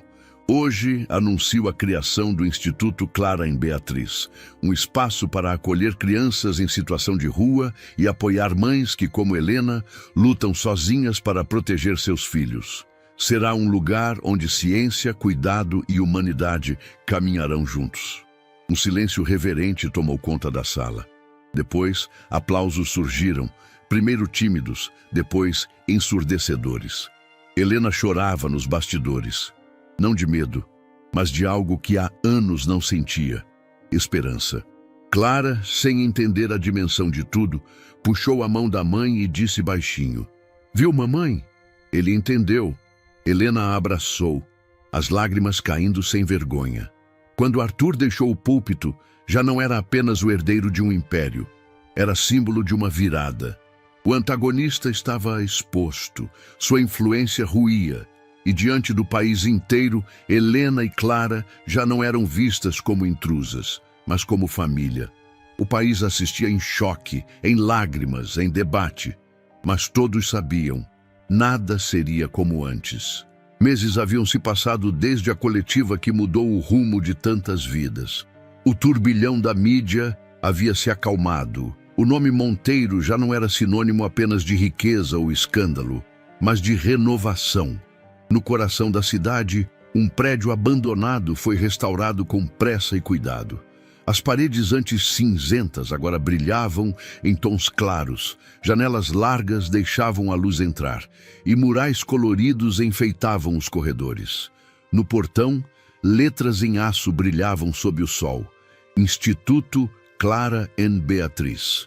Helena caminhava pelos corredores novos como quem atravessa um sonho. Ainda custava a acreditar que aquele espaço nascera da dor, mas agora transbordava vida. Clara corria à frente já recuperada com um vestido simples e alegre. Os cabelos soltos balançavam enquanto ela explorava cada sala, cada brinquedo, cada espaço de estudo. "Mamãe, olha!" gritou, apontando para a biblioteca recém-montada, repleta de livros infantis. "Agora todas as crianças vão poder ler histórias." Helena sorriu, os olhos marejados. "Sim, filha, agora vão." No palco montado no pátio interno, cadeiras se alinhavam para a cerimônia de inauguração. Jornalistas preparavam câmeras, autoridades cochichavam, mas havia algo diferente naquela plateia. Crianças de rua, mães solteiras, idosos esquecidos. Gente comum ocupava os primeiros lugares, porque o instituto fora feito para eles. Arthur entrou em cena pouco depois, sem ostentação. Usava roupas simples, sem o brilho arrogante dos tempos de herdeiro intocável. O público se ergueu em aplausos, mas ele ergueu a mão pedindo silêncio. "Este lugar não é meu", disse, a voz firme. "É nosso." O discurso de Arthur correu entre lágrimas e aplausos. Durante anos, a família Monteiro construiu prédios, mas esqueceu de construir dignidade. Hoje, isso muda. Aqui, cada criança terá teto, comida e educação. Cada mãe terá apoio, dignidade e voz. Este instituto não é caridade, é justiça. As câmeras registravam cada palavra. Helena, na plateia, segurava a mão de Clara, o coração transbordando de gratidão. Após os discursos, os portões se abriram para receber os primeiros acolhidos. Crianças maltrapilhas entraram, algumas desconfiadas, outras sorrindo ao ver brinquedos, camas limpas, pratos de comida quente. Um menino de 6 anos segurava um pão com as 2 mãos como se fosse tesouro. Uma adolescente se emocionava ao receber um caderno e lápis novos. Mães entravam timidamente, muitas com os filhos no colo. Ao perceberem salas de atendimento médico, berçários e oficinas de trabalho, lágrimas escorriam. "Aqui vocês não estarão sozinhas", disse uma voluntária. "Aqui vocês terão chance de recomeçar." Helena caminhava entre elas, ajudando, acolhendo, lembrando-se de cada noite que passou dormindo ao relento, de cada dia em que não sabia se teria comida para dar à filha. Agora, via outras mulheres com o mesmo olhar de medo encontrar, pela primeira vez, esperança. Clara distribuía abraços, mostrando brinquedos, explicando como se fossem dela. "Aqui tem livros", dizia a um grupo de meninas. "E também tem camas quentinhas." As crianças a seguiam como se fosse guia. No fim da tarde, quando o movimento se acalmou, Arthur encontrou Helena no pátio. Ela observava as crianças brincarem, as mães conversarem e respirava fundo, como se finalmente pudesse encher os pulmões sem medo. "Faz tempo que não te vejo assim", disse ele, se aproximando. Helena sorriu. "Assim como, em paz." Ela desviou o olhar, emocionada. Eu nem sabia mais como era. Clara correu até eles com um desenho nas mãos. Mostrou a Arthur. Era um retrato dos 3 juntos, de mãos dadas, diante do prédio com o nome do instituto. "Somos uma família agora, né?" perguntou com a inocência desarmante. Arthur engoliu em seco. Abaixou-se, tomou a menina nos braços e a abraçou com força. "Sim, Clara, somos." Helena, de pé, observava a cena com lágrimas silenciosas. Pela primeira vez em muito tempo, acreditava que o futuro podia ser diferente. O sol se pôs tingindo o instituto de laranja e dourado. Crianças corriam pelos corredores, mães sorriam com alívio. E no coração de Helena havia apenas uma certeza: o ciclo da dor estava sendo quebrado. E tudo começara com uma menina que sonhava. A noite caía sobre São Paulo, mas no bairro onde antes havia apenas um prédio abandonado, agora se erguia um farol de esperança. O Instituto Clara em Beatriz estava totalmente iluminado, suas janelas projetando no escuro uma claridade quente, quase acolhedora, como se dissesse a cada criança perdida nas ruas: aqui existe um lugar para você. Do lado de fora, algumas famílias curiosas se aproximavam, admiradas. Do lado de dentro, o coração do prédio pulsava. Helena caminhava lentamente pelos corredores, quase com receio de que, a qualquer momento, tudo aquilo se desfizesse como um sonho. As paredes claras exibiam murais coloridos pintados por artistas voluntários, cada desenho representando sorrisos, mãos dadas, luzes no meio da escuridão. O ar tinha cheiro de comida recém-preparada misturado ao perfume de sabão em pó. Um detalhe simples, mas que para ela era um luxo. Depois de anos sentindo apenas o odor frio das ruas, aquele aroma de limpeza era sinônimo de dignidade. À sua direita, a biblioteca. Crianças folheavam livros como se segurassem tesouros. Algumas tocavam as capas com as pontas dos dedos, como se confirmassem que eram reais. À esquerda, a sala de brinquedos. Risadas ecoavam alto, bonecas e carrinhos eram disputados como relíquias. Helena parou, respirou fundo, fechou os olhos por um instante e, pela primeira vez em muito tempo, sentiu-se segura. Clara, com a energia de quem havia renascido, corria pelos corredores iluminados. A cada passo, chamava outras crianças para segui-la. "Vem ver!" gritava, os cabelos soltos balançando. "Aqui tem cama quentinha, aqui tem lugar para desenhar." Um grupo de meninos a acompanhava rindo. Uma menina tímida, de mãos pequenas e olhar assustado, hesitou na porta, mas Clara a puxou com delicadeza. "Não precisa ter medo, aqui é seguro." A menina sorriu e juntas correram até a sala de artes, onde papéis e lápis de cor estavam espalhados sobre mesas novas. Helena, parada no corredor, observava a cena com os olhos marejados. Cada risada de Clara era um golpe de memória. Lembrava da filha encolhida de frio sob um cobertor ralo, da tosse durante madrugadas ao relento, do choro silencioso quando não havia comida. Agora, via-a correr livre, iluminando outras crianças com sua própria luz. O coração de Helena quase não suportava a mistura de dor e gratidão. No pátio principal, Arthur ajudava a descarregar caixas de brinquedos e roupas. Sem terno, sem escudo de arrogância, era apenas um homem comum. Conversava com voluntários, ouvia histórias de mães, respondia a abraços de crianças que se jogavam em seus braços sem medo. Quando Clara o viu, disparou em sua direção. "Arthur!" Ele se virou e abriu os braços instintivamente. A menina pulou e ele a ergueu no ar, girando-a com cuidado. O riso dela explodiu como música, contagiando quem estava por perto. Nos olhos de Arthur havia lágrimas, mas também havia orgulho. Segurava Clara como se fosse o maior presente de sua vida. Helena se aproximou devagar, a respiração pesada. Ver a filha nos braços dele era como enxergar um futuro que nunca ousou imaginar. Um futuro onde Clara tivesse alguém além dela para protegê-la. Alguém que a visse como filha de verdade. Arthur ergueu os olhos e encontrou-os de Helena. O olhar dele dizia sem palavras: "Eu vou cuidar dela também." Helena não conseguiu responder. Apenas deixou as lágrimas escorrerem em silêncio. O tempo parecia suspenso. Crianças brincavam ao fundo, mães conversavam animadas, mas naquele instante só existiam 3 pessoas no centro do pátio: Clara, Helena e Arthur. Clara, aninhada nos braços dele, virou-se para a mãe. O brilho em seus olhos refletia as luzes quentes do instituto. Aproximou o rosto e sussurrou, com a voz suave mas firme, como quem carrega uma certeza maior que o próprio tamanho: "Agora, ninguém mais vai dormir na rua sozinho, mamãe. Ninguém mais vai ter medo da escuridão." O silêncio que se seguiu foi mais eloquente do que qualquer discurso. Helena caiu em lágrimas, abraçando a filha e, sem perceber, também abraçando Arthur.